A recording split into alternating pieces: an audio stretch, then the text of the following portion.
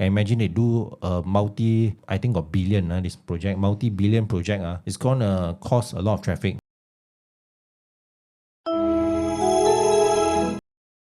This is something I just saw in the news recently. Very interesting one. I think normally you see people to go and like protest. Those are like normal citizens. But this time I saw the news, right? I was shocked to see some keywords like Tony Fernandes, our favorite podcaster KJ. They building a 60-story high-rise building. Near the Agong at Bukit Damansara. Yeah, the Agong's Palace, yeah. It's very near to the Agong's Palace. And then the issue I think about, so this one is currently is a 60-story building which is abandoned. It's a very old building called Wisma Damansara. So the developer plans to redevelop the place into a commercial hub plus residential, but 260 stories building. I think Khairy came up and said before, I think the plot ratio doesn't make sense according to him because there is mostly residential and to do 60 stories is crazy. And then double a twin tower and Bukit Damansara already very jammed during the working hours. If you pass by there, it's terrible. And imagine they do a I think a billion, this project, multi-billion project. It's gonna cause a lot of traffic.